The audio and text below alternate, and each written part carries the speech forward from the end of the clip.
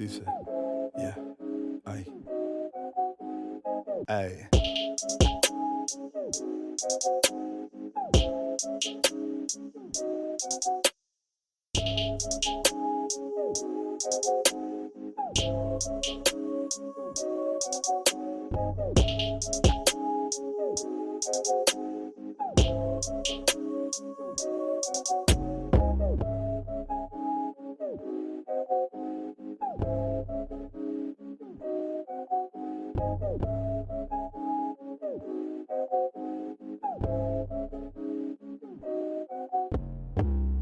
Today's conversation is about something we all want but rarely talk about, feeling safe inside our own minds. Oscar's guest, Lawrence Bartley, is an autistic hypnotherapist who helps people work with anxiety, trauma, and overwhelming feelings in a way that strikes as gentle, grounded, and human. His journey includes years of anxiety, sensory overload, and searching for relief, until one experience changed how he understood healing. We talk about the body, the mind, and why healing doesn't mean fixing yourself, but learning how to listen differently. We all need a conversation about patience, curiosity, and finding peace without pressure. This is the FYI I Am Damaged podcast. Now, from our sponsor, Oscar wrote a wonderful children's book called Logan, the strong-minded little elephant. Meet Logan, the strong-minded little elephant who learns that bravery isn't about being fearless. It's about believing in yourself even when you're scared. In this beautifully illustrated story, friends follow Logan through a colorful jungle as he learns to calm his worries, take deep breaths, and remind himself, I am strong, I am safe, I can do this. It's a story that helps kids, and maybe a few grown-ups too, find courage, mindfulness, and strength in their hearts. Logan, the strong-minded little elephant, by me, Oscar Luna. Available now at all major retailers and my publisher's bookstore, Milton and Hugo. Because it's up to every parent to show that their child deserves to know that strength starts from within. Joining me now is Lawrence Bartley. Thank you, Lawrence, for joining me and for another episode of FYI I Am Damaged. Thank you very much for having me. It's a pleasure to be here. Awesome. Now, Lawrence, before you were the autistic hypnotist, what was life like inside your own head, day to day, with anxiety and being autistic in a world not built for your brain? Life was pretty tough, especially in childhood when I didn't really understand things like the importance of small talk and the importance of looking at people when you speak, all sorts of small little things like that make really big differences. So life was pretty tough growing up as a child. Now that I'm an adult and that I started working on those skills, it's gotten much better. As for the anxiety, I pretty much had a good amount of anxiety my entire life, but then during when I was 16, 17, it just spiked. It was just massive anxiety every day. I could walk into school, anxiety. Later, I walk into college, anxiety. It was just sort of a constant sense of anxiety. And it made life really difficult because every time I left the house, I could just feel the sudden tension appearing in my stomach, in my chest. And it's a lot of anxiety-induced headaches, in fact, as well, just from, anxiety and overwhelm from the autism as well. So life got pretty tough. But eventually I ended up working with a hypnotherapist on the anxiety, and after that, tension disappeared, headaches gone, chest feels just more expansive, more confident. So after that, I started working as a hypnotist because I feel like there's a lot of people who are like me, autistic people who had anxiety, who are not being fully supported by traditional therapy. Because it works for some people, but it also doesn't work for a lot of people. I was in therapy for several years, about 5 years, and I never really got better using the traditional therapy methods. Gotcha. And we'll touch on all of that because I've got a couple of questions for that too. Now, you shared that years of therapy didn't move the needle. And then that one therapy session that you said was a 20-minute hypnosis session changed everything. What do you remember most about that moment and what shifted afterwards? What I remember most about the moment was the physical sensation breaking apart and melting away. So That's something that I know a lot of people might have a bit of difficulty understanding, because most people, unless you've actually experienced having a massive tension release in your body, might find it hard to imagine. This big ball of anxiety appeared in my stomach and then it started to break apart. And after that, the anxiety just disappeared. I could walk into class and I felt normal. I felt there was no tension, there was no sickness, there was no headache. I just felt kind of like myself. I know that feeling. I had something, I can definitely relate to that. I had that kind of feeling as well, because when I was dealing with my abuse as a child,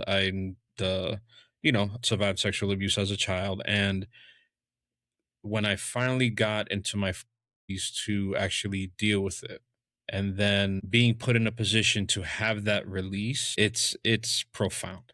I definitely know what you're feeling with, what you've dealt with, because once I was able to face that and say, you know what, I'm tired of being the way I am, in a sense, of what was done to me, to not let it keep dragging me down as who I am. And that Yeah. release and what you feel afterwards, and you're like, wow, like this is what people feel like if they don't go through, things of that nature or something that serious. And I'm like, this is a good feeling.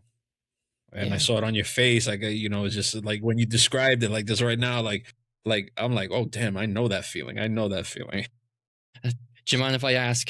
So, what were you doing to get that feeling? Like, because I know some people like do hypnotherapy, some people meditation. What I ask specifically? It was weird. What got me there was because of this podcast.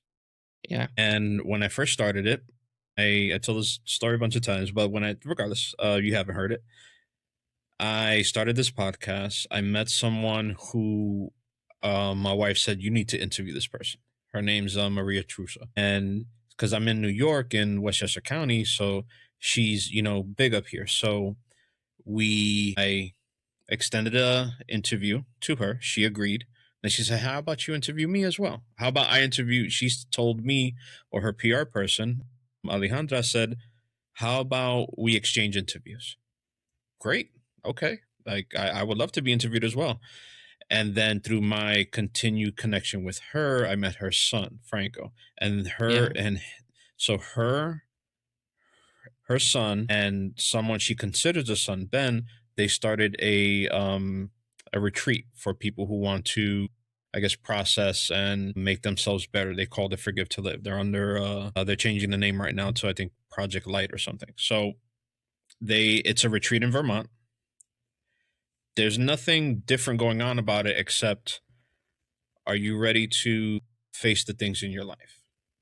Nothing weird about it. It's just say, who are you? What are you going through? Where do you feel like you're not enough? Where do you feel like you're stagnant in your life? And let's talk about it. So it was a 4-day retreat. And when it came to my turn to begin into my processes of what is the most major thing in my life that's holding me down, that was it. And through their way of approaching it, I was able to just have that release and to be like, you know what? Coming to the conclusion of actually facing it and processing it and determining, you know what? It's not my fault. It's not my fault. Yeah. And the person I need to forgive is myself. I was a child. I was, doing what I was being a child. And someone decided to interrupt that. And it's not about them. It's about me forgiving myself with the decades of self torture I was, Yeah. making myself feel. So what really helped is I was ready to do that. My relationship was in shambles. My wife and I were ready to split, co-parent the kids, sell the house, and just be done with it. You do your thing, I do mine. But we gave it one last shot to do this. So we both did the retreat. We both came back a little different and starting our journey to heal. People think that if I'm doing something, that should heal me 100%. No. They were just one of the first few steps of me getting to the point where, you know what? Like, I'm getting better. I don't know if I'm going to heal or be healed, but I know I'm healing. And then I transfer that off from me to my wife to my kids, and just day by day, just getting better, knowing that down the line in a year or however, I will be in a better position to build with my family rather than be the person destroying them. Yeah. Yeah. Yeah. I love how you said that you had to learn that it wasn't your fault. Because there are so many people, like, nobody chooses to have anxiety, nobody chooses to have trauma. And yet people go around, they're carrying a sense of guilt, a sense of shame. It's not their fault. They didn't choose to be that way. Absolutely. And what I love to say is that I was doing like some contracting work for like Amazon where you just deliver their packages or whatever because, they need the help basically. And why not get paid for it? So one of the deliveries I was making, Lawrence, I shit you not, and hopefully you're okay with me cursing. I'm fine with cursing, yeah. You get like a 2-hour block and you get your addresses, you deliver, go about your business. The last delivery was at the apartment building in the Bronx in New York where it happened. Yes, I'm looking and I see the address. It's like a Marion Avenue in the Bronx, and I'm like, same fucking building. And I'm like, no shit. So I'm like, all right, during the whole thing, I'm like getting myself ready. It's on the same building, it's the same floor, but not the same apartment. I'm dropping everything off. I leave. I text my wife. I said, look, this is what's going on. I'm not freaking out or anything, but I just need some time. Went and did something. And then that's when the idea for the podcast came. Everything. It just, was put into my head, the name, what I want to do, what I want to get across, how I want to take this to help people, and honestly end up helping me. Yeah. Which is with each interview like this, I always get a little bit of something. And it's just been phenomenal. From doing this, putting out a children's book, starting another podcast with my wife. Yeah. And a lighter version of what this is. And it's just people need to know when you need to step back from your journey, but you also have to walk your journey and not worry about, I got to look at the bigger picture. Okay. Take your time, look at the bigger picture in certain intervals, but walk that journey, do what you got to do. Because if I didn't do that, if I would have just been looking at, it has to be this big, I have to be doing this, I have to be interviewing these people, I have to be doing this and getting sponsors and X, Y, Z, get money. No, when I dropped all of that and just started interviewing and talking and, just bringing forth the positives and what I'm doing and so many fortunate people I got to talk to, it's an amazing thing, you included, because it's, I've met people from all walks of life and it's just an amazing thing. And then when I restarted and had a gap, I would step back and then I looked at everything. I'm like, wow, I really did all of this. I really said this. I really had this person say that. And then people would tell me, yeah, I listened to that episode. It was fucking amazing. It was amazing. I got this from it. My addiction episode with Anovi and all this type of stuff. And I love the ride, but sometimes, yes, you got to step out the car, take a nice, take a nice gander at it. And like, damn, wow, that's sexy. But you got to get in and you got to start moving and doing, but okay, enough about me. Now, walking away from a software development path to build a hypnotherapy practice is a very big pivot. What made you take that risk instead of keeping hypnosis as something you just did for yourself on the side? To be honest, I wasn't really liking the whole college experience because I've never really been a person who can just learn in a classroom. I sort of learned best by myself, doing projects and listening to 2-hour lectures. I kid you not, there were classes that I just fell asleep. And I was like, if you're falling asleep in a classroom, it's not really working for you. Now, I was good at software development, but I didn't really see a future doing it. I much prefer to sort of have my own job where I'm in control of my time, because I just really didn't want to end up sitting in front of a computer all the time. As much as I love my computer, there's a life outside of it too. Gotcha. Now, when people hear hypnosis and they picture mind control or like stupid parlor trick stage shows, how do you explain what hypnosis is and isn't, especially to skeptics or neurodivergent clients? Yeah, so the whole hypnosis being mind control, that's probably the biggest, most debunked myth out there.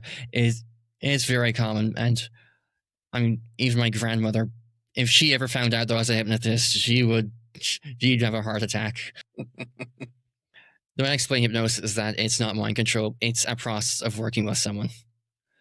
So the entire idea of hypnosis actually being mind control, it all came back from one book that happened back in the 18th century, where a character just wanted another character to be hypnotized, to be mind controlled, called the process hypnosis, and after that, it sort of entered into the mythology that hypnosis was sort of mind control. But most of the idea of it being mind control, it comes from Hollywood and, like you said, stage shows, which are, the context is entertainment.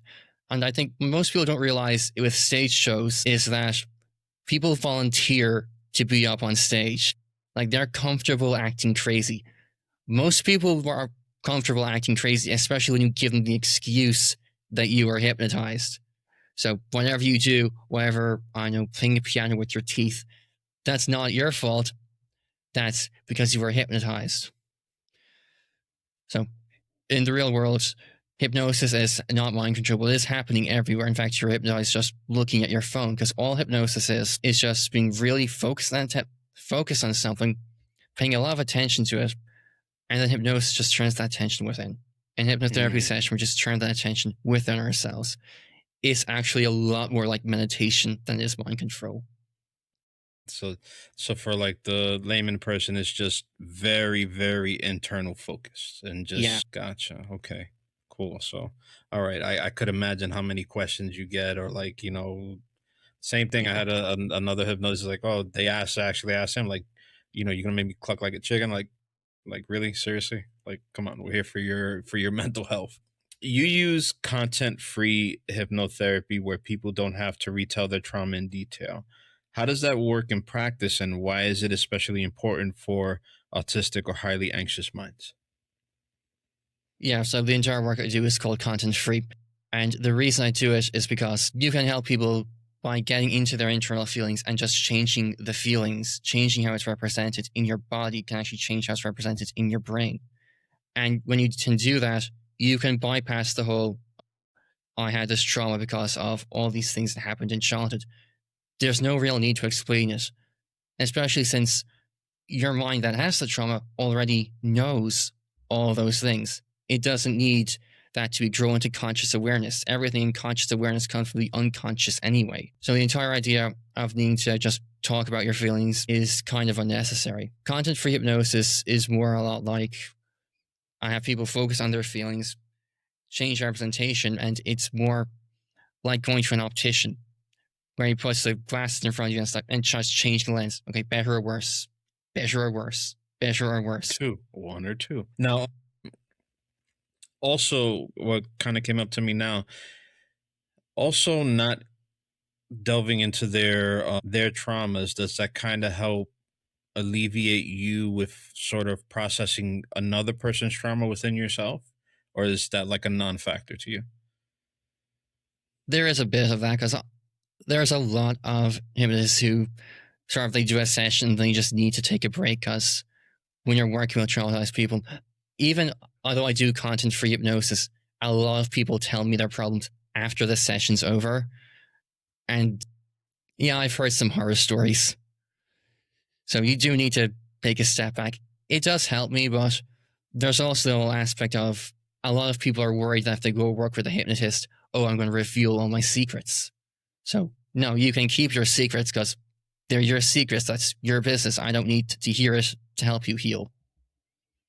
So do you have like sort of a self session just in case, they insist on telling you their story, or you can't kind of wiggle out of it and say, hey, thank you, and they just want to tell you and they want to, in a sense, be seen, but you got to handle yourself?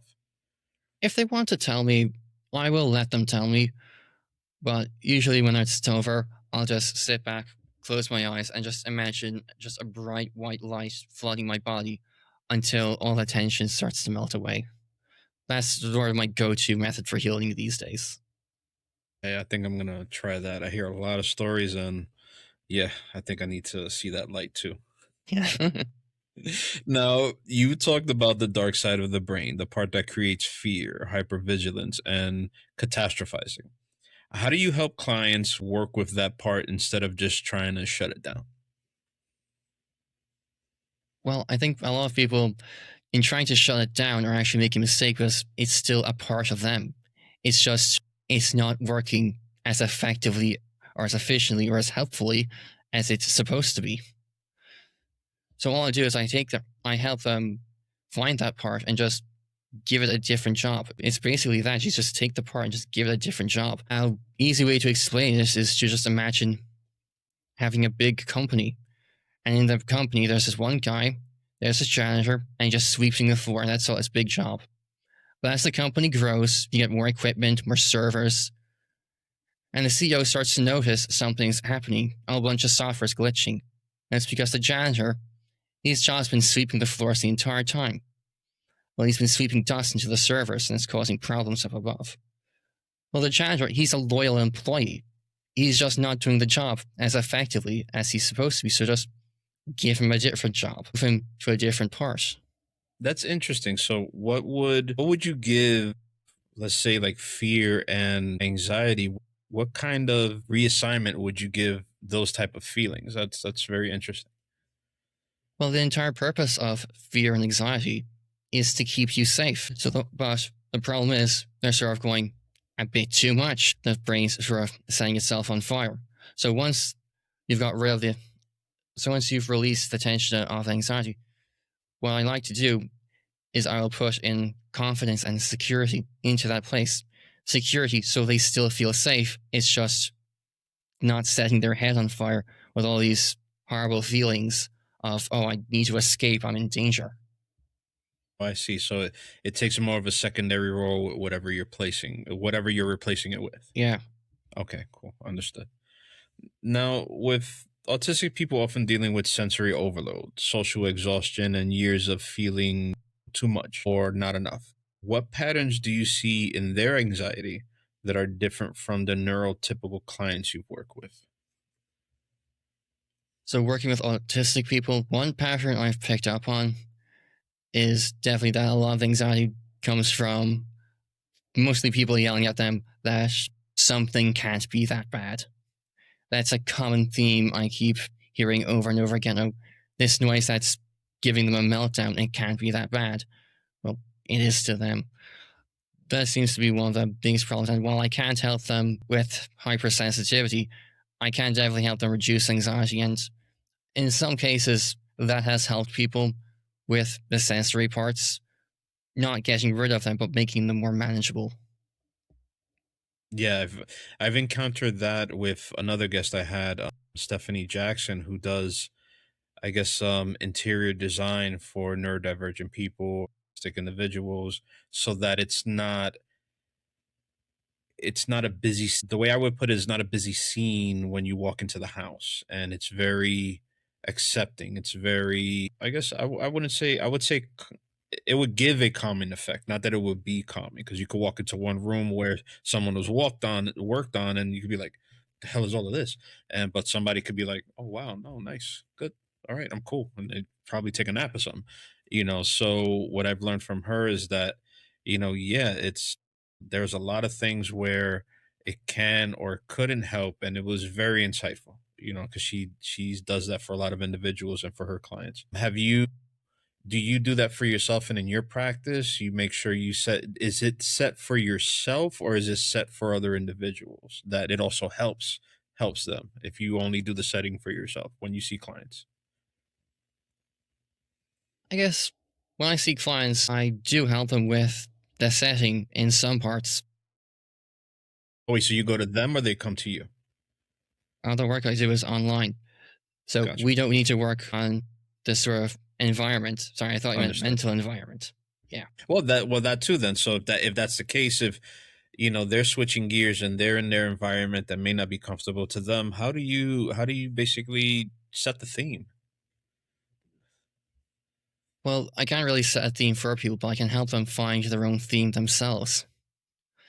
And the way to do that is mostly in clearing out trauma. I've noticed that people will sort of naturally just create the best solution for themselves But the biggest thing that holds them back, it's always some sort of trauma, some sort of limiting belief. And just getting rid of all the traumas, the limits, that's what makes everything easy. Okay, thank you. In some interviews, you walk through concrete tools like changing the image of anxiety or using some body based resets. Could you share one technique that a listener now might safely experiment with an at home, I guess, self session where when they feel overwhelmed? And you kind of touched on that with how you do for yourself and you imagine that white light and you kind of, I guess, self-censor for lack of a better self-center, the lack of a better term. So yeah, what's one technique would you share with a listener? There's one technique, if anybody wants to look it up, it's called NLP spinning technique. And what it is simply when you feel anxiety, stress, fear, every emotion, there's a physical sensation that happens in your body. All you do is you point to that emotion, you imagine it as energy, gather that energy up into your hands, double check to make sure it's all there because sometimes that energy hides. Then energy is always moving. So then, just whichever direction that energy is moving, you start spinning it the other way with your hands, actually spinning it faster and faster. What's happened is that you're dissociating yourself from the problem. That makes it much easier to change the problem. And then you take the energy when it's gone as fast as it can go and you slam back into the original place. What happens is you're taking a positive charge and a negative charge and bring them clash together by making them two, the spinning one way and the spinning the other way, canceling each other out. A lot of people do that, they notice their tension starts to disappear. After that, it's simply imagining a bright white light taking the place of that energy. And some people want to imagine a white light like I do. Some people imagine a healing light to be orange or pink or yellow. But you imagine something else taking its place and spreading throughout your body until you can actually feel it inside your body. A lot of the problems we have is all feelings, and you can change feelings with imagination. Okay. So if they're feeling based, then they can just imagine that it's an animal or something, or how would that go about in case they're not the other visual type of person that you described with the technique? Oh, yeah. So if somebody's not visual, what you can do is you can just think of the concept instead. So there's actually very little difference between thinking about something and visualizing it in terms of hypnosis. You get the same effect whether you're actually imagining, visualizing, or just thinking about it. It's really strange because it all works below the conscious level. And in that unconscious level, whether you think or visualize or just, it's the same effect. Now, your clients may have been in therapy for years. When they come to you, what do you see has usually helped them and what has often kept them stuck? So what usually helps them is, like I said before, the changing feelings. It all comes back to feelings. Because, I mean, if you think about trauma, like somebody who has PTSD and has flashbacks, it's not what you're seeing in the flashbacks that causes the problem. It's the feeling. If you're hearing somebody criticizing you over and over again in your head, it's not what you hear, it's what it makes you feel. It's all in changing feelings. That's what I've noticed helps people the most, is showing them how to change the feelings inside their own bodies. And for the other half, what do you often notice that would keep them stuck before they've gotten to you and made progress? Keeps people stuck, I guess it really depends on the person. I mean, a lot of people get stuck because they sort of have the wrong ideas about how to heal. Like, instead of working with their feelings, they're like, oh, or do they start following people on Twitter who just explain but don't actually show how to heal, or they get stuck in therapy where they just talk about it on a logical level but never explore the unconscious, the feelings level. Yeah, I can tell you how with me, what's one thing that made me stuck and hopefully somebody can relate is that I would attach, I guess because of the lifestyle of everyone not everyone. The lifestyle that some people can have in America is like it has to be quick. Something, if I'm doing something and it doesn't work immediately, then it's not going to work for me. I know that's one spot I was stuck in, that if something I tried wasn't immediately helpful, then it's not for me. And then the constant thing when my ears were open and he's like, no, you got to put in the work, you got to put in the work, you got to keep going at it. And then you'll really know if it's something for you, it will make a change for you. So that's the one thing that is sticking with me now, to understand that, okay, don't be so quick to dismiss, Yeah. and give it a certain amount of time to see if it will help you. Then you really know. Then you can make a conscious decision to say, you know what, this isn't for me. I got to start switching gears. I got to try something else. Not in like a day or two and say, nah, this is nothing, this is bullshit. I'm just going to, what else is out there? And then you're jumping from one hot foot to the other, thinking like, no, this is supposed to help me. No, this is supposed to help me. No, this is supposed to help me. And nothing does. You're just Yeah. going from one thing to the other, not having the discipline. Yeah, I think that's a pretty good point you made. Earlier, you said that my hypnosis session where I released all the anxiety was 20 minutes. Well, that's not going to be the case for everyone. In some cases, I was lucky that that hypnosis session actually took part in a hypnosis training, so I was in and out of hypnotic trance the entire time. In fact, some people I work with them, they do need just one session, but some people 2 sessions, some people 3 sessions. Like you said, everyone's different, and some people, they do need a lot more time to heal. Yeah, and and it worked for me. Well, not work, it's working for me. Another way I shift gears was, a lot of my trauma was based in growing up. So there's one interview I had where something just struck me beforehand, and it made our connection in the interview more powerful. It's just that I told myself, I said, you know what? I'm going through something, and I spoke to the child who I was, and just apologizing. Say, hey, look, you're going to go through something wild. You're going to go through a lot of BS growing up, and it's not your fault. It wasn't your fault. You are going to become an amazing human being. You're going to be doing a lot of things. And I'm sorry that you're going to go through what you're going through, but it's going to make you better, because we're going to make ourselves better. And a lot of people don't like to face the point in time that the person that they were, whether if they were a child, young adult, etc., to say, hey, look, I want to have like a talk with you and just have that internal conversation with who you were at the time when your trauma happened. And for me, that it worked for me, and I hope it works for others, or they find what they can work for them. But that was very powerful for me, because it's all connected to who I was when I was younger, and you can't really shake that even when you get older and just dismiss it and be, because it's always going to be there. It's always. Yeah. And facing that was a big challenge, but it was also very beneficial. Yeah.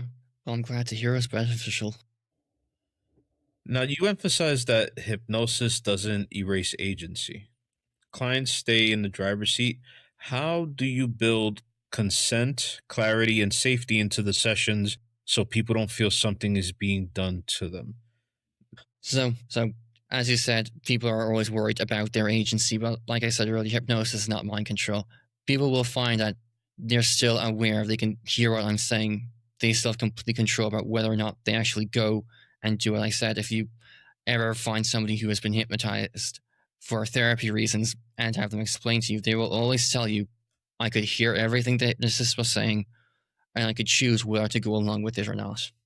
Every single one of them will tell you that. At the end of the day, it's the other person, that's the client, who is in control.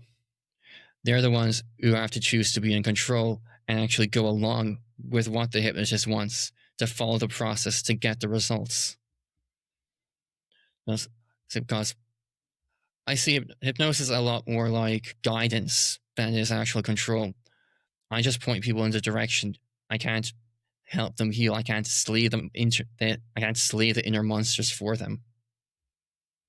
Yeah, I think that question is more for the individual talking the person out of a session with you, rather than So no, because I know there's a lot of people who they say, "Oh, I'm gonna go see somebody," and they do hypnosis as well. No, don't do it. They're gonna make you, moo like a cow or something like that. It's like, no, that's a perfect explanation to let them know. Say, hey, look, when somebody hears somebody else is doing it, like, don't talk them out of it. Do your proper research, yes, but you know, be helpful to someone who wants to be on their healing journey.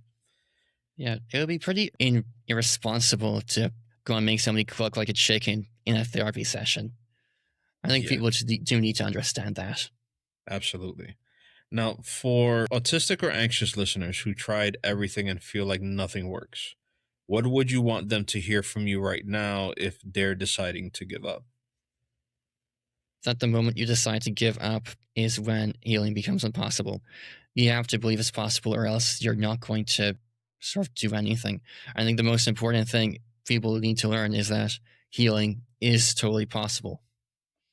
Now, some people might heal quickly, some people might take a little bit more time to heal, but healing is definitely possible. I think there's a lot of people out there who believe I'll never heal. Well, that's a self-fulfilling prophecy. If you think you'll never heal, you will work to make that true. But if you think you can heal, you'll start finding ways. Some of them might not work. Some of them might. And like a self-fulfilling prophecy, you work to make that true. And has this been a self-fulfilling prophecy for you with anything that you've gone through in your journey, like how my podcast has helped me? Has your practice, has it helped you further with anything else that you're going through to make yourself more stronger and resilient for your clients? It does. Because, like I said earlier, I do hear a good couple of horror stories, but the interesting thing is, the more you help people heal, and the more you hear what they went through, and that they healed from it starts building in a sense into myself that, yeah, I could totally heal from this too. No matter what horrible things happen to me in life, because unfortunately, there's always going to be some storm that's some storm approaching us. But the storm will fade, and we can heal. And if other people can heal too, I can definitely heal as well. That's some strong words. I like that. I like that. Thank you. You're very open about your mission before God locks me up in a dirt box. How does that sense of urgency shape the way you show up for clients and create your content? The sense of urgency, well, I guess it helps me in that I get up and I work. Like, for example, I have a daily email list. For anybody who wants to join, they can join at lawrencebartley.com. Get a free hypnosis for sleep recording when you do. Nice. In the email list, it's a daily. Every single day, I am teaching people how to heal. I'm giving them useful advice. I'm just doing the best I can to help people as much as possible update their brain software, become the best version of themselves. Because I know one day I'm not going to be here. I know that I'm young, so some people here then like I don't really know what I'm talking about, but it's true for everyone. We all die in the end. So I just want to help Absolutely. people as many people before I do. And that's great because when you said that, I'm like, I hope this dude's not like he has something and he's just like up against the clock or something like that. No, I hope not. Cause no, I mean, yeah, I'm hope so too. Cause like with me, it's different. Like I have Crohn's disease or whatever, and that's like, okay, I know that's gonna get me down the line, but it's like, you know what? I take care of myself. I do what I need to do, and everything like that. I'm not worried about what God has planned for me because it's already done. But you're young, man. You look good. Thank you. You know, but that yeah, I looked at him like he's locked me up in the third box. I'm like, okay, I'm like, all right. No, he has a different view on life, and that's all good. Everybody does. I understand it. So now, if you could change one misconception about autism and one about hypnosis, other than what we already spoke on, what would you pick? There's one misconception about autism that I don't like. It's the idea that autistic people, they're just shy, they're just timid. Because that's not true. We have difficulty with social parts, but I've never been shy about anything. I'm not exactly a timid person either. If I want something, I just go get it. In fact, sometimes that can be a bit of a problem when I ignore boundaries and just barge into what I want. That's one thing about autism I would like to have changed, or one misconception about autism I'd like to have changed. As for hypnosis, it's the mind control one. The mind control one is, is the biggest problem. Yeah, man, and you got to stop changing that dirt box, man. Now, thank you for your time. Finally, where can listeners connect with you, learn more about your approach, or explore working with you if they're curious about using hypnosis to work on their anxiety and trauma? And do you want to append anything to this interview that we may not have touched on that you really want to express for yourself and what you do? Well, any listeners that want to connect with me can find me on my X account at Law_Bartley. The handle is the Autistic Hypnotist. I like that one. Yeah. Thank you. And you can also find me on my website. And I guess those are the two places where you can connect with me. I'll make sure I list everything on my YouTube and my Spotify that to make sure that it'll be a clickable link. Make sure they could go directly to you after they hear your episode. And is there anything else you would love for us to know that we may not have touched on? And anything you want to anybody you want to shout out? I mean, the floor is yours. I can't really think of anything. Sorry.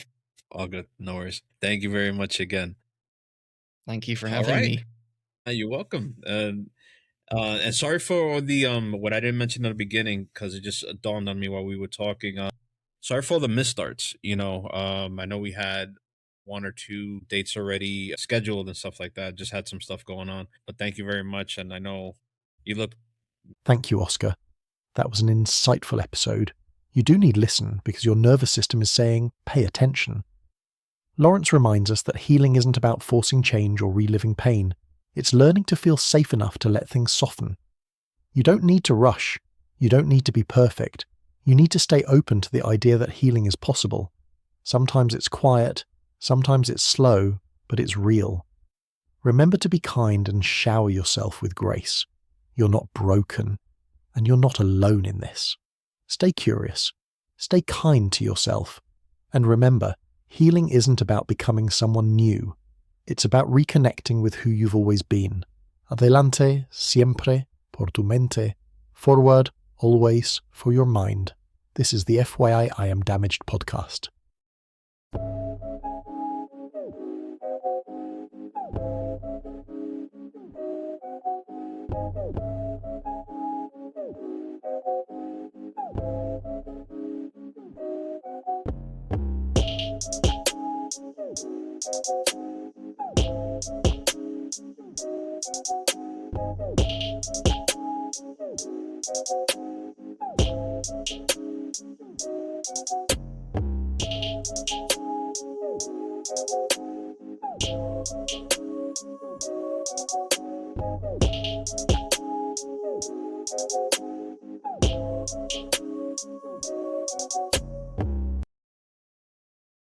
Meet Logan, the strong-minded little elephant who learns that bravery isn't about being fearless. It's about believing in yourself even when you're scared. In this beautifully illustrated story, friends follow Logan through a colorful jungle as he learns to calm his worries, take deep breaths, and remind himself, I am strong, I am safe, I can do this. It's a story that helps kids, and maybe a few grown-ups too, find courage, mindfulness, and strength in their hearts. Logan, the strong-minded little elephant, by me, Oscar Luna. Available now at all major retailers and my publisher's bookstore, Milton & Hugo. Because it's up to every parent to show that their child deserves to know that strength starts from within.